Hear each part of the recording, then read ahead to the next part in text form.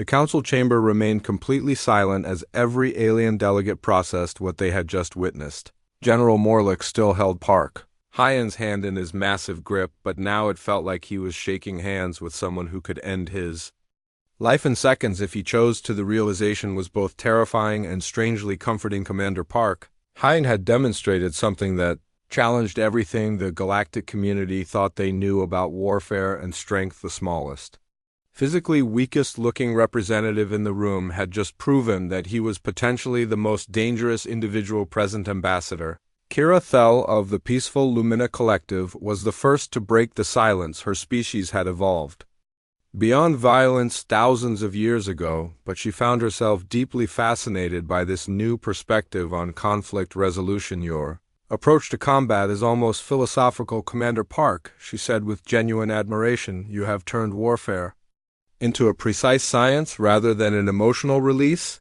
This could revolutionize how we think about defending ourselves against threats like the Void Swarm. The mention of their common enemy brought everyone back to the original purpose of the meeting. The mechanical insects that devoured entire planets were spreading across the galaxy, and every civilized species was terrified of them.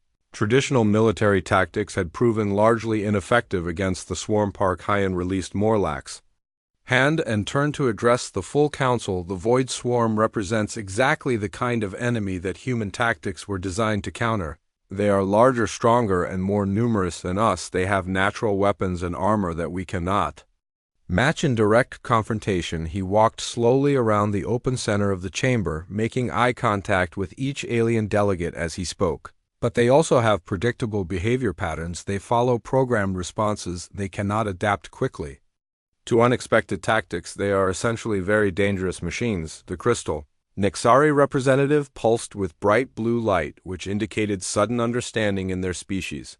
Commander Park, are you suggesting that human military doctrine could be effective against an enemy that has defeated our combined fleets? Park Hyan nodded confidently.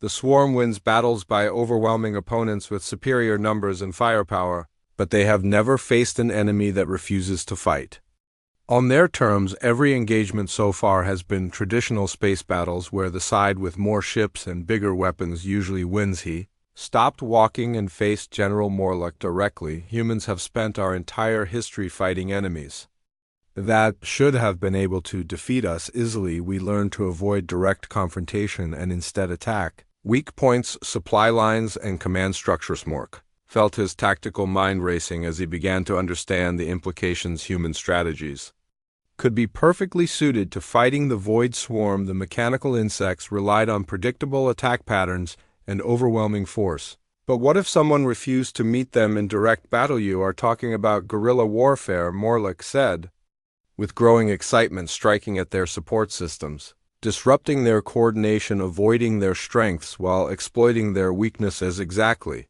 Park Hyan replied, but taken to a level that most species have never considered. We do not just avoid the enemy's strengths, we turn those strengths into weaknesses. The swarm's size makes them slow to change direction. Their unity makes them vulnerable to disruption. Their predictability makes them easy to ambush. The other council members began to see the possibilities. The bird-like Evian delegate chittered rapidly as she calculated how human tactics could be applied to three-dimensional space combat. The aquatic Keth representative made bubbling sounds that indicated intense interest, but implementing such strategies would require completely changing how our combined forces operate. Morlock pointed out, we would need human advisors at every level of command to teach us these new approaches to warfare. Park Hyan smiled, and for the first time since entering the chamber, he looked genuinely pleased rather than diplomatically polite. That is exactly what Earth is prepared to offer, General. We want to contribute our tactical knowledge and strategic thinking to the galactic defense effort. The vote to accept Earth into the Galactic Defense Alliance was unanimous, but more than that, the Council voted to place human strategic advisors with every major fleet and ground operation. The species that had been dismissed as too weak to contribute had become the most sought-after military consultants in the galaxy. As the formal meeting concluded and various alien delegates began to file out of the chamber, General Morlock approached Park Hyan one final time. The massive Zentari Warrior had been completely transformed by their encounter. His arrogance had been replaced by genuine respect and curiosity human. Morlock said quietly, "I'm curious about one thing. When I struck you earlier, what were you thinking during those 3 seconds before you responded?" Park Hyan considered the question carefully, then smiled with genuine amusement. "I was thinking that you hit about as hard as my drill instructor back on Earth, General. And he was half your size and twice as mean for the..." First time in decades, General Morlock threw back his massive head and laughed with pure joy and appreciation. The sound echoed through the chamber like thunder, but it was the thunder of celebration rather than threat. The slap that was meant to humiliate had instead become the foundation of the most effective military partnership in galactic history. The Zentari would provide overwhelming firepower and fearless assault troops, while humans would offer strategic planning, precision strikes, and the kind of cold tactical thinking that won wars rather than just battles. As Park Hyan gathered his diplomatic materials and prepared to leave the chamber, he reflected on how much had changed. In just a few hours, Earth had not only gained membership in the most powerful military alliance in the galaxy, but had also earned a level of respect that usually took decades to achieve. The key had been understanding that true strength was not about being the biggest or loudest or most aggressive. True strength was about being effective, about accomplishing the mission, regardless of the obstacles, and sometimes the most effective approach was also the most unexpected one. When the history of the war against the Void Swarm was written years later, scholars would point to this moment as the turning point, the day when the galaxy learned that the most dangerous warriors were not always the ones who looked the most dangerous. General Morlock watched Park Hyan leave and felt a strange mixture of gratitude and anticipation. He had been humbled by someone a fraction of his size, but he had also gained an ally whose tactical brilliance could help save the entire galaxy. The human had taught him that there were many different ways to be strong, and that underestimating an opponent based on appearances was the quickest way to lose a war. It was a lesson the Zentari general would never forget, and one that would reshape military thinking throughout the known universe.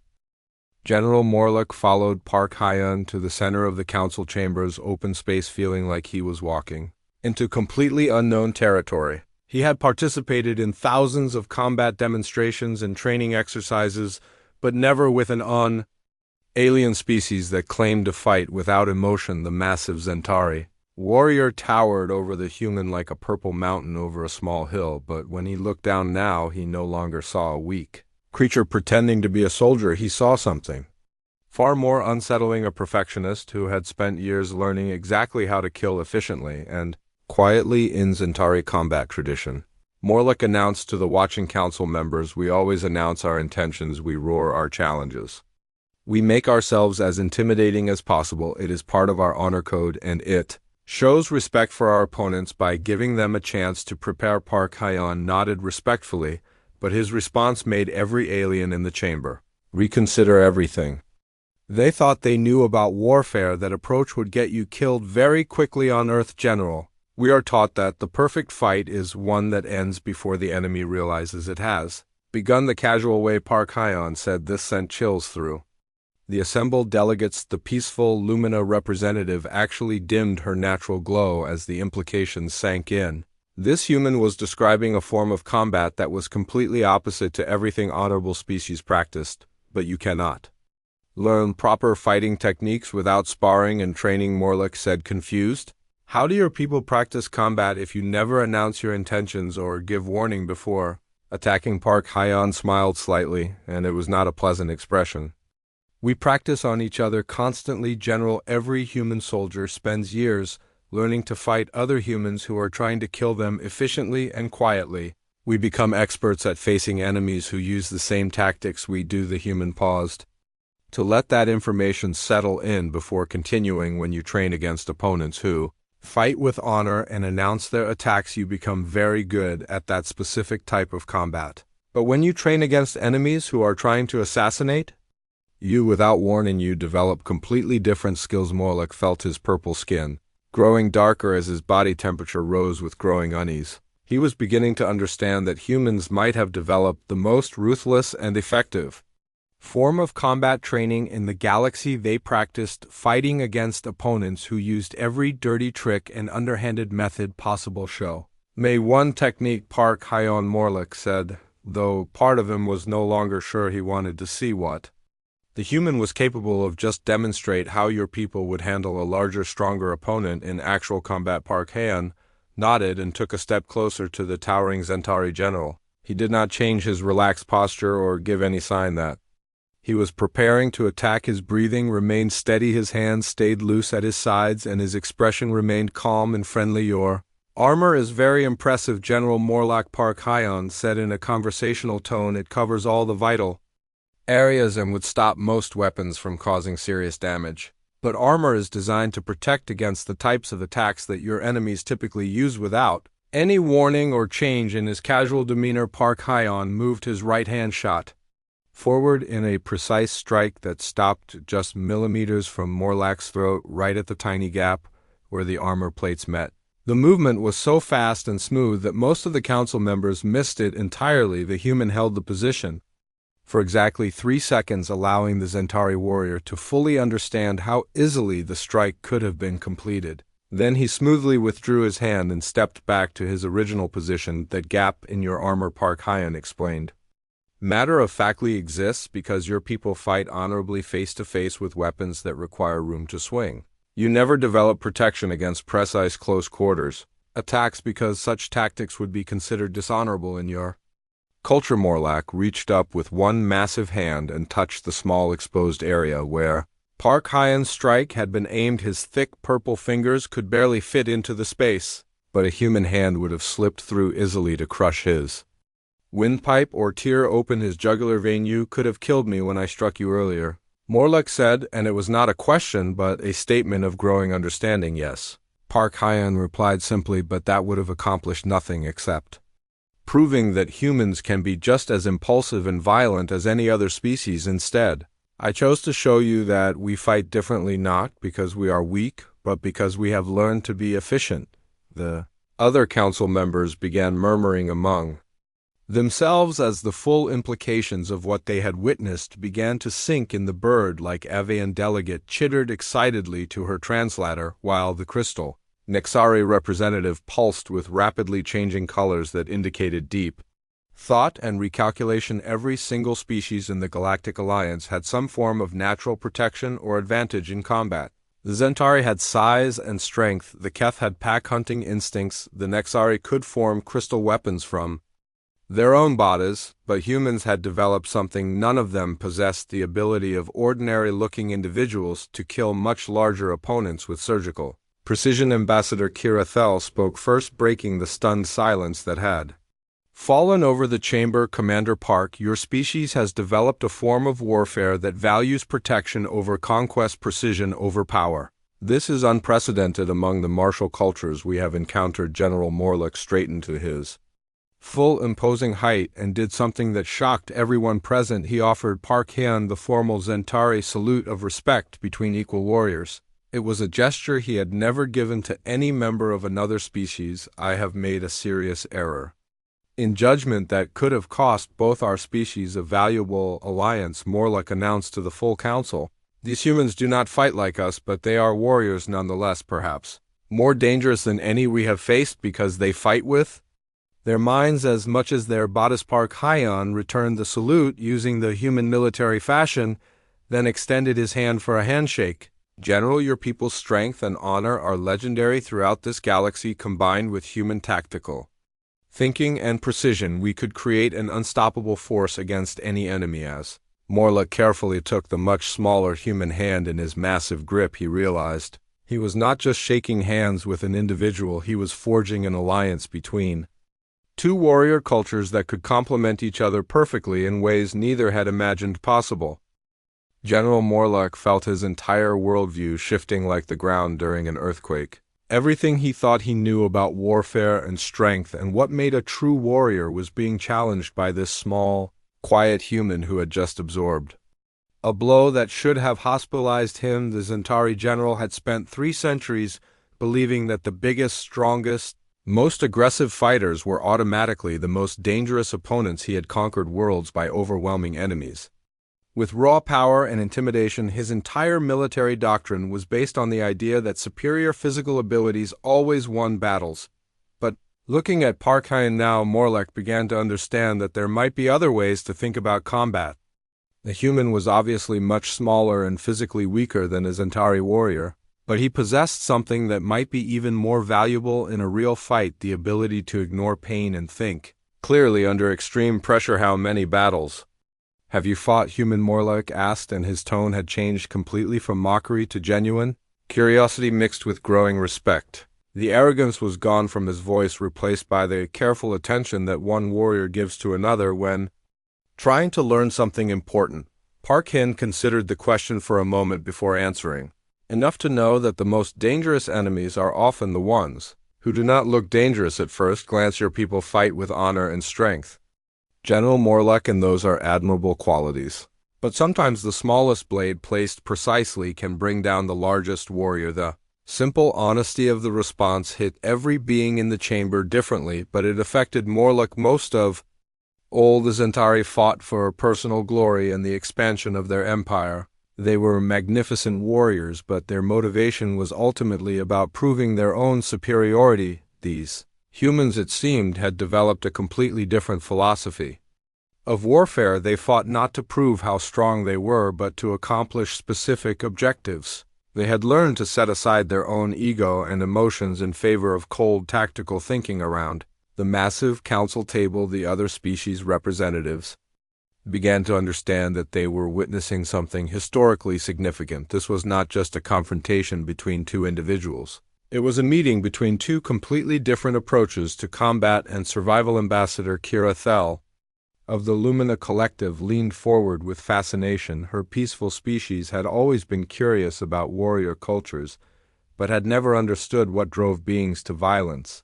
Now she was seeing something new, a form of warfare that seemed almost philosophical. Commander Park, she said in her melodic voice, your species fights without anger. How is this possible? Does this not go against your natural instincts? Violence usually comes from emotion, does it not? Park Hyen turned slightly to address her while keeping Morlech in his peripheral vision. Anger makes you predictable, Ambassador. A truly effective warrior feels nothing in combat except the need to complete the mission. We train to function beyond pain, beyond fear, beyond emotion. He paused to let that sink in before continuing. We do not fight because we hate our enemies. We fight because someone has to protect those who cannot protect themselves. Our emotion is not in the fighting itself, but in what we are fighting for.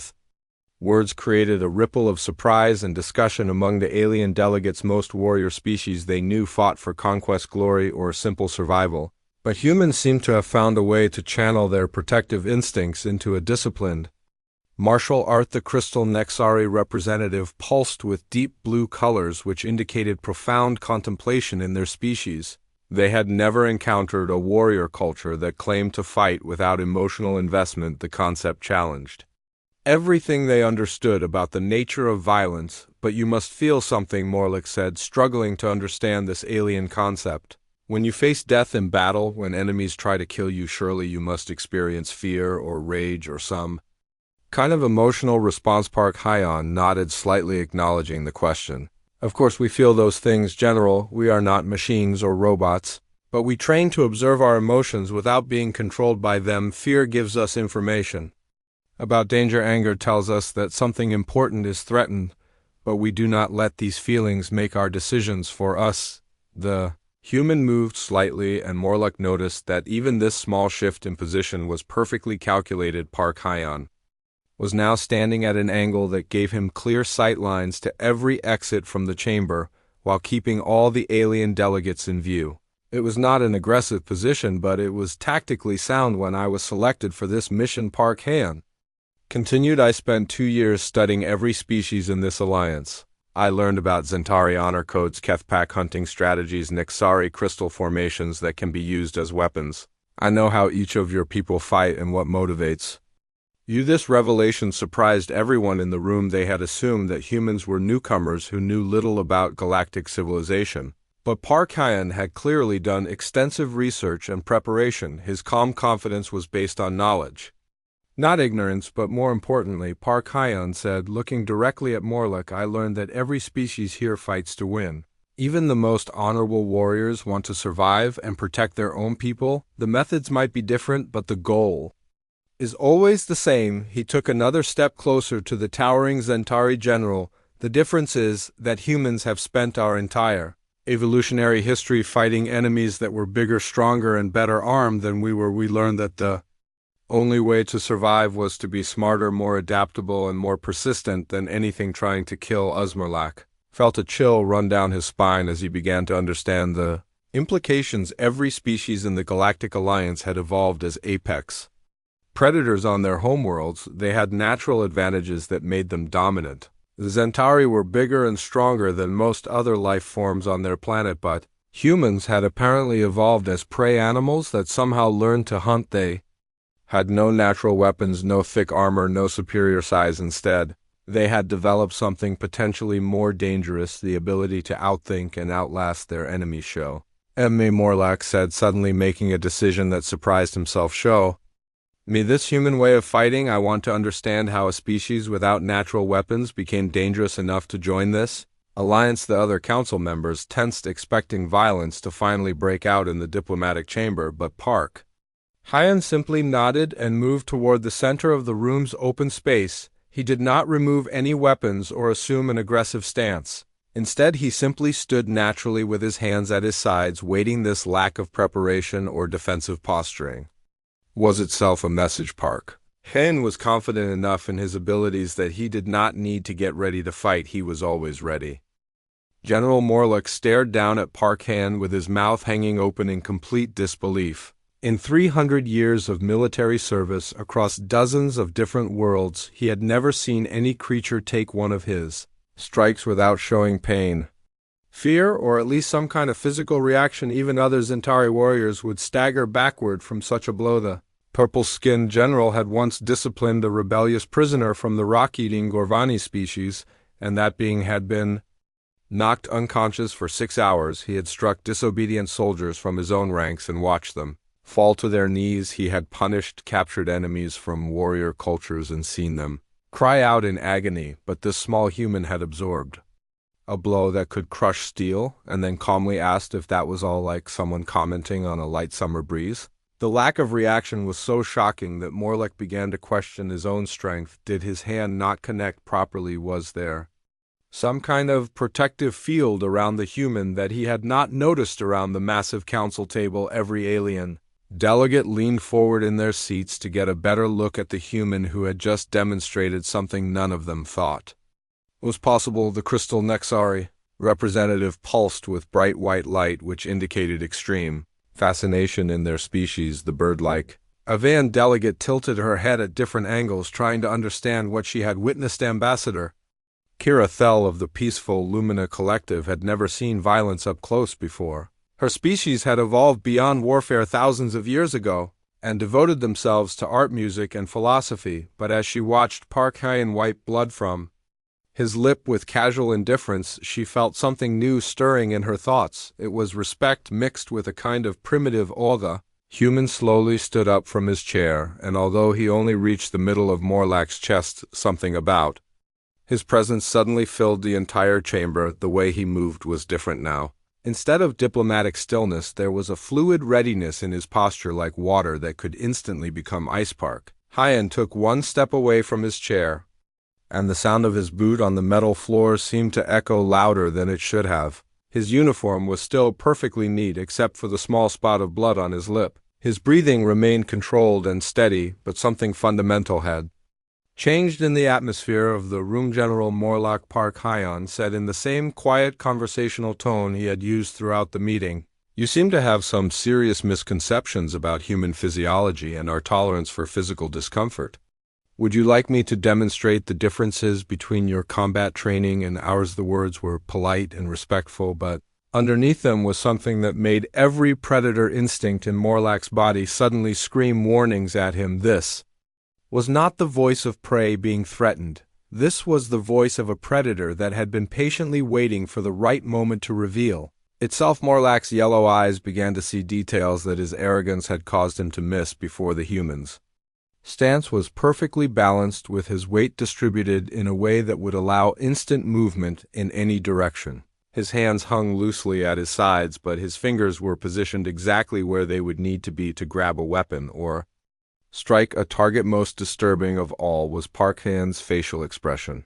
It had not changed from the calm diplomatic mask he had worn throughout the entire meeting, but now Morlock could see something behind those dark human eyes. It was the unmistakable look of someone who had killed before and would do so again without hesitation if circumstances required it. You think that because we do not have your size or natural weapons, we are inferior warriors? Park Hyon continued, taking another step closer to the towering Zentari general. But you have never faced an enemy who can endure pain, who can function while injured, who can kill efficiently without rage or emotion. The human's voice never rose above normal speaking volume, but every word carried absolute certainty and confidence. It was not boasting or threatening. It was simply stating facts, like a teacher explaining mathematics to a student. Park Hyon was not trying to intimidate Morlock. He was educating him. You fight with strength and fury and natural advantages, Park Hyon said, taking one more step forward.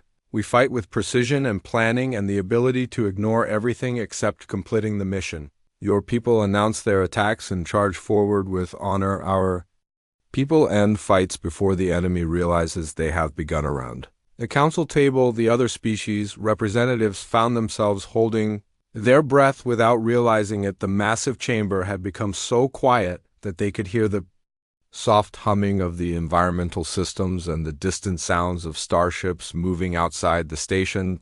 The peaceful Lumina delegate noticed that her own heart rate had increased dramatically, even though the human was not even looking in her direction. There was something about his presence that triggered deep survival instincts that her species had not felt for millennia. The crystal Nexari began pulsing with colors that had never been recorded in their species before. It was a pattern that indicated they were witnessing something completely outside their previous experience. Even the warrior species representatives were starting to understand that they might have seriously underestimated these newcomers from Earth. The human was not displaying aggression or trying to prove his toughness. He was simply existing in a state of readiness that spoke of countless hours of training and real battlefield experience. General Morlock felt his purple skin growing darker as his body temperature rose. This was his species' automatic response to recognizing a serious threat, but the threat was not coming from superior size or strength or natural weapons. It was coming from something far more dangerous. Park Hyon represented a kind of warrior that the Zentari had never encountered before. Someone who fought with cold calculation instead of hot blood. Someone who had learned to turn their own weaknesses into advantages. Someone who could absorb punishment and keep functioning while planning exactly how to strike back. You want to know what makes humans dangerous? Park Hyon asked, though it was clearly not really a question. We do not fight because we are angry. We fight because it is necessary. We do not kill because we hate. We kill because the mission requires it. We do not feel pain because we have learned that pain is just information. The human paused and looked directly into Morlock's yellow eyes. When you struck me just now, I felt every bit of that impact. But feeling pain and being stopped by pain are two completely different things. You hit about as hard as my training instructors back on Earth and I learned long ago how to function through much worse. For the first time in decades, General Morlock of the mighty Zentari Empire felt something he had almost forgotten, the cold touch of real fear. General Morlock grew more frustrated with each passing second. The human was not reacting the way enemies usually did. When the Zentari general insulted other species, they either got angry and made mistakes, or they got scared and begged for mercy. But this Park Hyon just sat there like a stone statue, watching everything with those dark, calm eyes. The purple-skinned warrior had conquered planets where the defenders screamed and charged at him in blind rage. He had faced enemies who trembled with fear and tried to run away. He had fought creatures that roared and threatened and tried to intimidate him back. But he had never encountered someone who simply refused to be affected by psychological warfare. Morlock decided that words were not enough. He needed to prove his point about human weakness in a way that everyone in the council could see and understand. The other alien delegates were starting to whisper among themselves, and some of them seemed almost impressed by the humans' Self-control. This was not the reaction Morlock wanted. The massive Zentari general pushed his chair back from the table with a scraping sound that echoed through the chamber. His armor clanked and rattled as he stood up to his full 8-foot height. Every step he took toward Park Hyon sounded like thunder. His yellow eyes burned with frustration and anger. You think staying quiet makes you strong? Morlock said as he walked around the enormous table toward the human. But silence is just another form of cowardice. A real warrior would defend his species' honor. A real warrior would stand up and face this challenge. Park Hyon remained seated, but his muscles tensed slightly as the alien giant approached. Every instinct he had developed through years of dangerous missions was screaming warnings at him. His training told him to evaluate threats, to calculate distances, to prepare for combat. But his mission here was diplomatic, not military. He needed to think like a representative of Earth, not like a soldier. The other council members watched in fascination and growing concern. The peaceful Lumina delegates started glowing brighter with anxiety. The crystal Nexari began pulsing with rapid color changes that indicated extreme stress. Even the warrior species representatives seemed uncomfortable with how far Morlock was pushing this confrontation among the Zentari. Physical challenges were common and accepted ways to settle disputes and establish hierarchy, but they had never done this to a member of another species during a formal diplomatic meeting. The implications could be serious for galactic politics if things went wrong. Morlock stopped directly in front of Park Hyon's chair, towering over the seated human.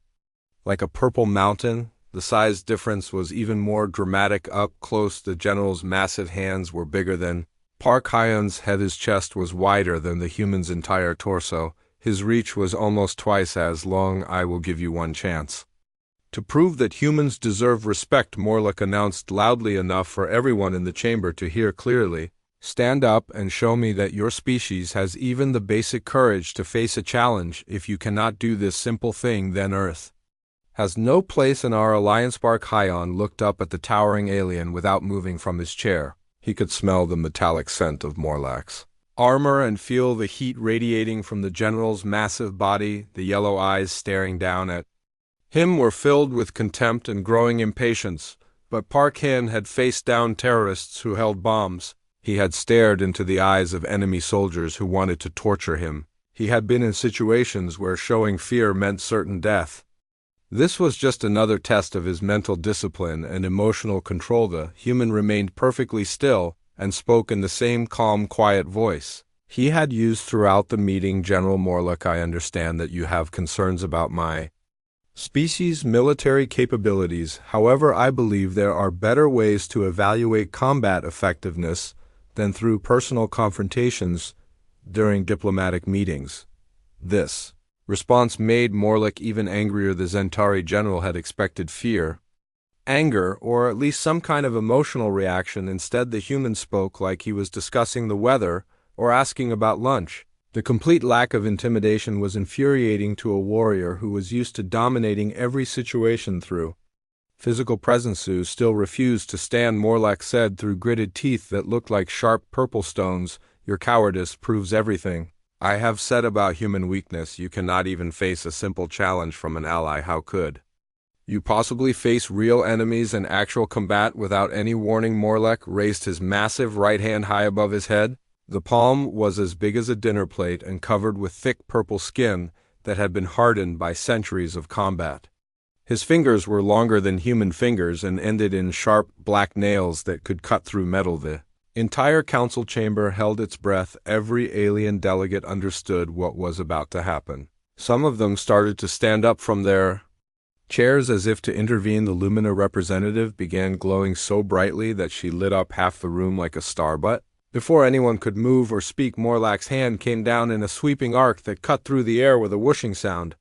The slap connected with Park Hyon's left cheek with a crack that echoed through the chamber like a gunshot. The force of the blow was tremendous, enough to knock down a tree or dent a steel wall. For Zentari warriors, this kind of disciplinary strike was considered mild, almost gentle. It was the kind of correction an adult might give to a misbehaving child, or that a senior officer might use on a subordinate who showed disrespect. Morlock had held back most of his strength because he did not Want to actually kill the human, just prove a point about fragility. The general expected Park Hyan to be thrown from his chair by the impact. He expected crying or screaming, or at least a loud grunt of pain. He expected the human to hold his face and beg for mercy. He expected immediate proof that humans were too weak and soft to belong in a galactic military alliance. Instead, something completely unexpected happened. Park Han's head moved slightly to one side from the impact, but his body remained firmly seated in the chair. A small cut appeared on his lower lip where Morlach's knuckles had made contact, and a thin line of red blood began to flow down his chin butt. Otherwise, the human showed absolutely no reaction to being struck by a blow that could have shattered rocks. His expression remained calm and controlled. His breathing stayed steady and even. His dark eyes never lost their focus or showed any sign of pain or fear. The silence that followed was deafening. Every alien in the chamber stared in complete shock at what they had just witnessed. Some of them had never seen any being take a Zentari combat strike without being seriously injured or at least knocked unconscious. Park Hyan slowly raised his left hand and wiped the blood from his lip with the back of his fingers. He examined the red stain for a moment, then looked back up at General Morlach with the same steady gaze he had maintained throughout the entire confrontation. Is that all? Park Hyan asked, in a voice that was perfectly calm and showed no strain or emotion whatsoever. The huge metal doors of the Galactic Council chamber opened with a deep sound that made the walls shake. Commander Park Hyan walked into the room and felt his heart beat faster. The room was so big that 50 Earth buildings could fit inside it. The ceiling was so high he could not see the top, and strange blue lights floated in the air without any wires or supports. Park Hyan had dreamed of this moment for 3 years, ever since Earth first made contact with alien life forms. Now humanity was finally being invited to join the most powerful military alliance in the galaxy. But as he looked around the enormous room, he felt very small and alone. 12 different alien species sat around a table that was bigger than a football field. Each representative looked completely different from anything Park Hyan had ever seen or imagined. The Keth delegate had blue skin and gills on her neck that moved like fish fins. The Nixari looked like walking crystals that changed colors every few seconds. The Avean representative had feathers and a beak like a giant bird, but walked on 2 legs like a human. At the far end of the massive table sat the most intimidating figure in the room. General Vex Morlach of the Zentari Empire was 8 feet tall, with purple skin and muscles that looked like they could crush steel. His armor was black and covered with scars from countless battles. His eyes were bright yellow, and they stared at Park Hyan like a predator watching prey. Park Hyan wore his best Navy SEAL dress uniform with all his medals and ribbons displayed. He had earned every single one through blood, sweat, and nearly dying more times than he could count. But looking at these alien warriors, he wondered if his human achievements meant anything in this galaxy. The meeting was supposed to be about Earth joining the fight against the Void Swarm. Park Hyan had read all the reports about these mechanical insects, that 8 entire planets they were spreading across the galaxy like a disease, and every civilized species was terrified of them. Earth wanted to help stop this threat, but first they had to prove they belonged. Here General Morlach stood up, and his massive frame cast a shadow across half the table. His voice was so deep it sounded like thunder rolling across mountains. When he spoke, the translation device made his words sound even more frightening. These humans think they can fight alongside real warriors, Morlach said, while pointing one huge finger at Park Hyan. Look at this creature, small, weak, no claws, no natural armor, no thick skin. How can something so fragile possibly survive in actual combat?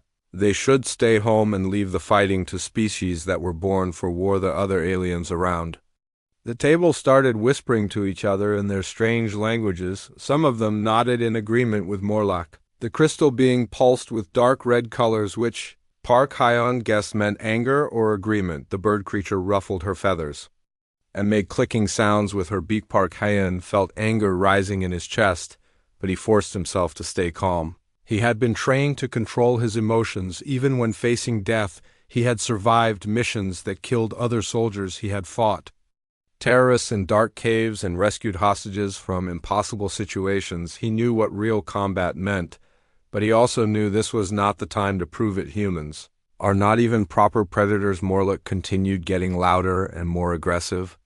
They have no fangs, no natural weapons. They need tools just to hunt the weakest animals on their own planet.